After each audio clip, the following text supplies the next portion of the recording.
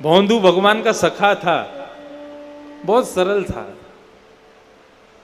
गौशाला में गैया चराता था, गायों की सेवा करता था। भोंदू, उसका नाम भोंदू नहीं था, नाम तो उसका कुछ और रहा होगा, लेकिन उतना सीधा था कि सब उसको भोंदू ही बोलते थे।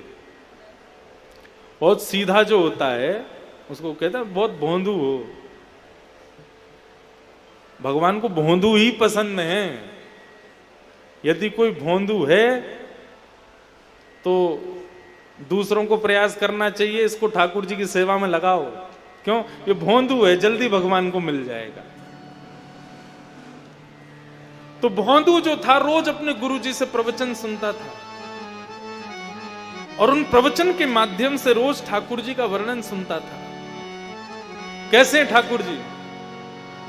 तो गुरुदेव प्रवचन में सुनाते थे, मोर मुकुट माथे हाथ में लकुट साजे, कांधे बनमाल सोहे पतली कमर पे, मोर मुकुट माथे हाथ में लकुट साजे, गले बनमाल सोहे पतली कमर पे। गुरुदेव के द्वारा उसने जब वर्णन सुना, कैसे हैं ठाकुर जी? बोले मोर मुकुट पहनते हैं, गले में बनमाला पहनते हैं, हाथ में बांसुरी लकुट लेकर के चलते हैं, पतली सी कमर है और बड़े सुंदर हैं, सांवरे सलोने हैं। जैसे ही उसने सुना तो बोला, गुरुजी ये श्याम सुंदर गैया चराते, जाते कहां गैया चराने? बोले भांडीर वन में। अच्छा। भोंदू बोला आज मैं भी भांडीर वन जाऊंगा। उसने किसी को बताया नहीं, इतने सारे शिष्य गुरुजी के यहाँ रहते, किसी से कुछ नहीं कहा। आज गायों को लेके भांडीर वन गया। क्यों? गुरुजी कहते हैं कि भांडीर वन में ठाकुर जी आते हैं। भांडीर वन पहुंच गए। भांडीर वन में गाय चर रही थी, एक कदम वृक्ष के नीचे बैठ करके और चारों तरफ देख रहा है। कहीं से श्याम सुंदर आ रहे होंगे, कहीं से पतली सी कमर लेकर के कन्हैया आ रहे होंगे, अपनी गैया चराते आ रहे होंगे। उसकी इतनी सरलता, इतनी सहजता, उसकी इतनी निष्कपटता, उस पर ठाकुर जी रीझ गए। चतुर व्यक्ति से भगवान मिलने में डरते हैं, सरल व्यक्ति से मिलने में ठाकुर जी को सहजता लगती है। बोले किसी से कहेगा भी नहीं मैं इसको मिल भी लूंगा तो ये अच्छा है। इतने में ही देखा सामने से गायों का झुंड आ रहा था और जैसे ही देखा उन गायों के झुंड के मध्य में श्याम वरण ठाकुर जी पीतांबरी पहने हुए, सुंदर मोर मुकुट धारण किया है, कानों में मोतियों की माला झंकृत हो रहे हैं, पैरों में सुंदर पायल पहनी हुई है। ठाकुर जी बांकी अदा से चल करके उसकी तरफ बढ़ते हुए आ रहे हैं। ऐसी मधुर चाल, ऐसी मधुर कमर, ऐसी मधुर मुस्कान देख करके भोंदू रीझ गया। आहा, ऐसे ही देखत रहूं तो जन्म सफल कर मान। इतनी सुंदर ठाकुर जी। जैसे ठाकुर जी समीप आए, थोड़े से पास आए, भोंदू ने चरणों में प्रणाम किया। बोले जय जय, आप नंदनंदन हो? भगवान बोले हाँ मैं ही नंदनंदन हूं। बोले वही नंदनंदन जिनके बारे में गुरुजी सुनाते हैं? बोले हाँ मैं वही नंदनंदन हूं। गुरुजी जितना सुंदर वर्णन करते हैं आप तो उससे कई गुना ज्यादा सुंदर हो। आप मेरे पास विराजो प्रभु। ठाकुर जी बैठ गए। बैठ करके अब तो भोंदू उनके मुखमंडल को देख रहा, कुछ बोले ही नहीं रहा, चुपचाप बैठ करके केवल उनको देख रहा है। भगवान बोले भैया देख तो ही रहेगो कि कछु देगो भोजन पानी? भोंदू बोलो आज्ञा करो, क्या सेवा करूं? बोले गैया चरावे आवे, खाली हाथ आवे, कछु लेके ना आवे भोजन पानी?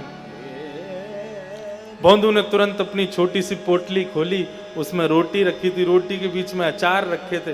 बोले जय जय, यही है सेवा में। भगवान बोले लाओ। ठाकुर जी वन भोज बड़े भाव से करते हैं। विभ्रत वेणुम जठर पटयो शांग वेत्रे च कक्षे, वामे पाणे मृषण कवलम तत्फलम लांगुलीषु। भागवत में वर्णन आता है ठाकुर जी वन में भोज कैसे करते हैं। एक भुजा में रोटी पकड़ते हैं और दूसरी भुजा के मध्य भाग में चटनी रखते हैं और उस भुजा की उंगलियों के बीच में अलग अलग अचार रखते हैं, टेंटी का अचार, आम का अचार, नींबू का अचार और इस हाथ में रोटी। ऐसे आप लोग भी नहीं खाते होंगे जैसे ठाकुर जी खाते हैं। चटनी से रोटी लगाएंगे फिर उसको खाएंगे, फिर बीच में स्वाद बढ़ाने के लिए फिर एक अचार चाट लेते हैं, फिर उससे रोटी लगाई फिर खाते, फिर दूसरा अचार चाट लेते हैं, फिर रोटी लगाई खाई फिर तीसरा अचार। इस प्रकार ठाकुर जी वन भोज करते हैं, उनको तो प्रिय है।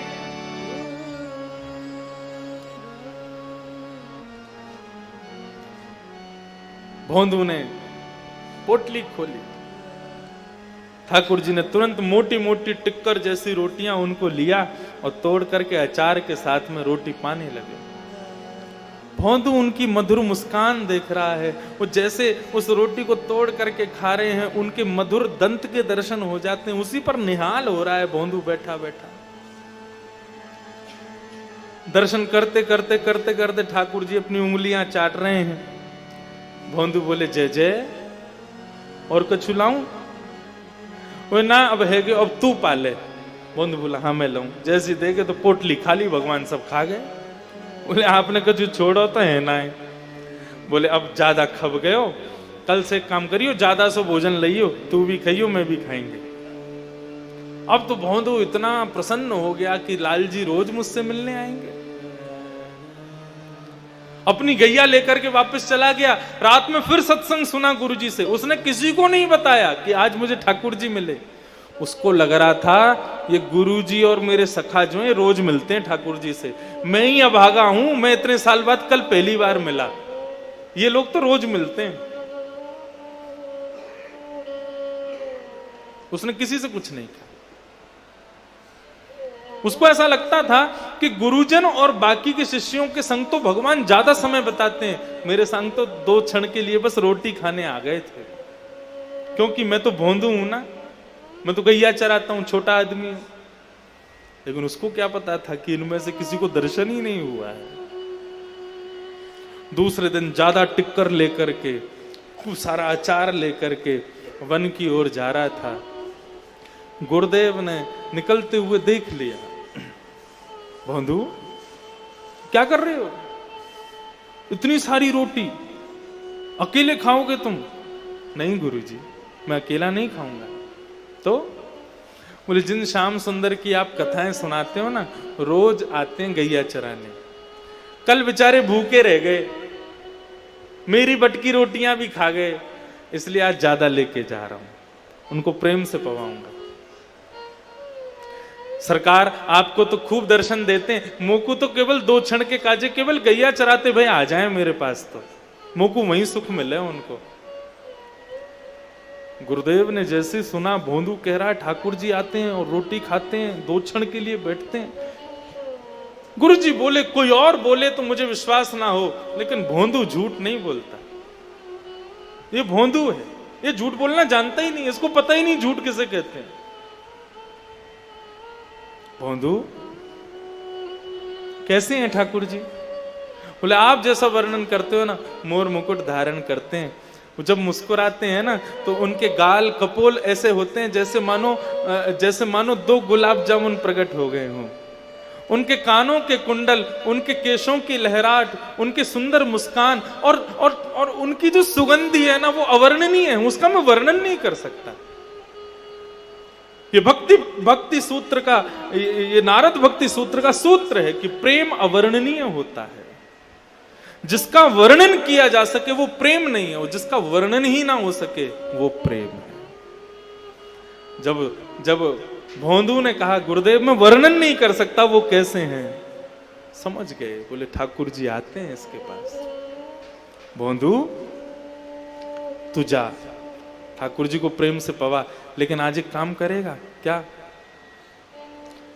ठाकुर जी को अपने संग ले आना और कहना गुरु जी के आश्रम चलो, वहीं प्रेम से बैठ के शाम का भोजन करेंगे।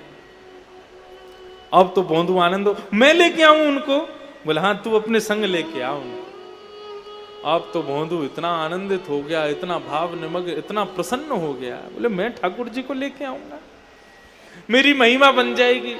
सब सखाओं के आगे गुरुजी मेरे मेरे द्वारा ठाकुर जी को बुलवा रहे। आज भोंदू गया वन में, और वन में इतना ज्यादा उत्साह में है, इतना ज्यादा प्रसन्न है कि ठाकुर जी आएंगे, ठाकुर जी को लेकर के मैं जाऊंगा आज गुरु जी के पास। श्री राधा रमन लाल अपनी गैया चराते भैरवा के पास आ गए, आकर के बैठे। आते ही पहले ठाकुर जी भोंदू से गले लगते हैं, भोंदू को अपने हृदय का स्पर्श का सुख प्रदान करते हैं। भोंदू ने अपने स्पर्श किया, हृदय से लगाया, बिठाया ठाकुर जी को। ठाकुर जी बैठ गए, बोले ला भोंदू जल्दी दे, भूख लगी है। तुरंत पोटली खोल करके भोंदू ने रखी, लो लाल जी पाओ।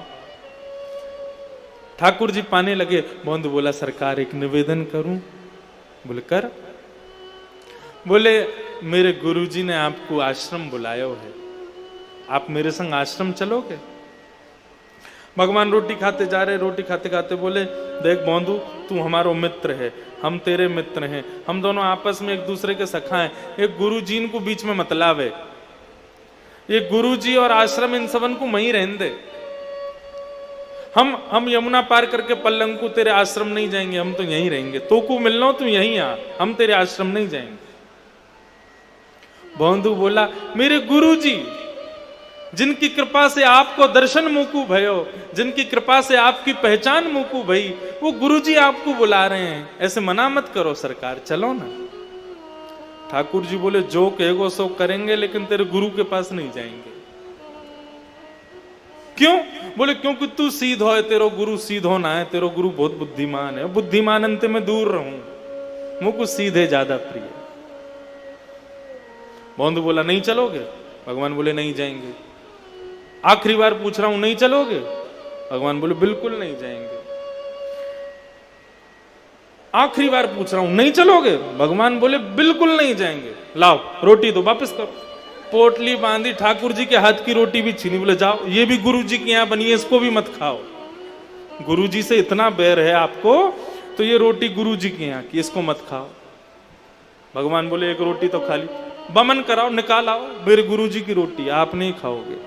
मेरे गुरुजी से प्रेम नहीं तो मेरी गुरुजी की किसी वस्तु से प्रेम नहीं।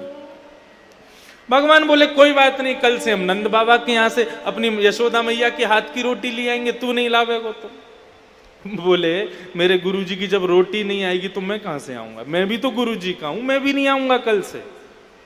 आप आओ, अपनी गैया चराओ, खूब डोलो, खूब आनंद करो, पढ़ो, कछु जो मन में आवे सो करो। कल से मैं यहां नहीं आऊंगा। और मैं यहां क्यों नहीं आऊं? मैं तो आऊंगा, आप नहीं आओगे यहां पे। अपनी गैया लेके कहीं और जाओ। वो लड़ने लगा ठाकुर जी से। मन ही मन ठाकुर जी मुस्कुरा रहे हैं। आकाश में खड़े हुए 33 कोटि देवता भोंदू को प्रणाम कर रहे हैं।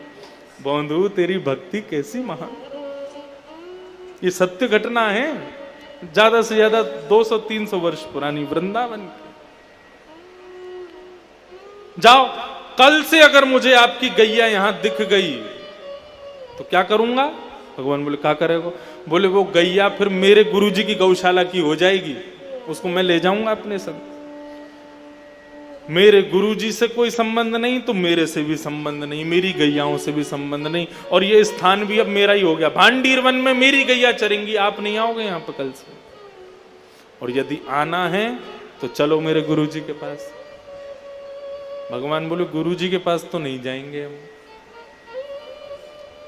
भोंदू बोला आप बहुत हटीले हो, मेरे गुरुजी जिनकी कृपा से आप मुझे दिखे, उन गुरुजी का इतना तिरस्कार मुझसे सहन नहीं होता। जाओ आप आना खूब यहाँ पे, मैं नहीं आऊंगा कल से। और अपनी सब सामान पोटली बांध करके अपनी गायों को इकट्ठा करके भोंदू उनको हाँकता हुआ ले जाने लगा। भगवान बोले भोंदू सुनो, अरे भोंदू सुन, अरे नेक लाला रुक जा।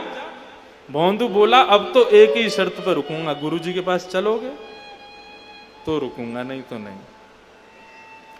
भोंदू जैसे जैसे दूर जा रहा है, हमारे ठाकुर जी के नेत्रों से प्रेमाश्रु छलक रहे।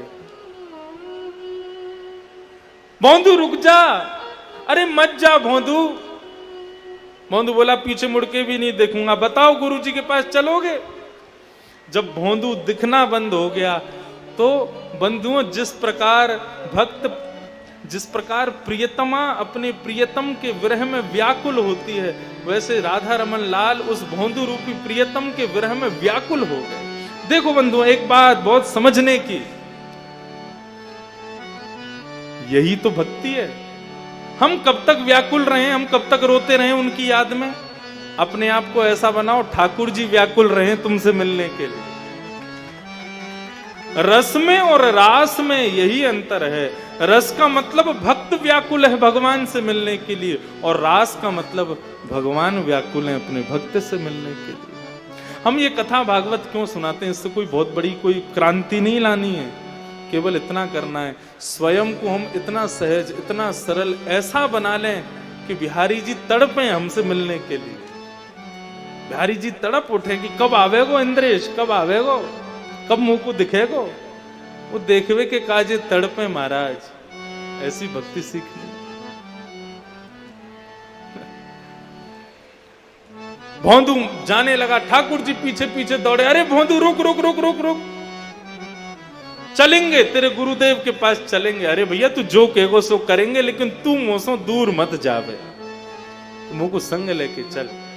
भोंदू दौड़ करके आया, ठाकुर जी को हृदय से लगाया और ठाकुर जी को अपनी पद्दी पर लगा के, जैसे बालक अपने पिता की ऐसे ऊपर कंधे पर चढ़ जाता है ना पद्दी पर, ऐसे ठाकुर जी को पद्दी पर लेकर के दोनों पांव को उठा करके और भोंदू लेकर के वृंदावन आया। गायों के झुंडों ने आश्रम में प्रवेश किया, सामने सिंहासन पर गुरुदेव बैठे थे। उन गायों के झुंड ने जैसे ही मार्ग दिया तो पीछे से भोंदू ठाकुर जी को अपनी पद्दी में लेकर के आ रहा है। मोर मुकुटधारी श्याम सुंदर उस भोंदू के पीछे चढ़ कर के आ रहे हैं। इस स्वरूप का दर्शन करके महाराज सदगुरुदेव भगवान निहाल हो गए, वहीं दंडवत करने लगे, प्रणाम करने लगे भोंदू को। ठाकुर जी का साक्षात दर्शन हो गया।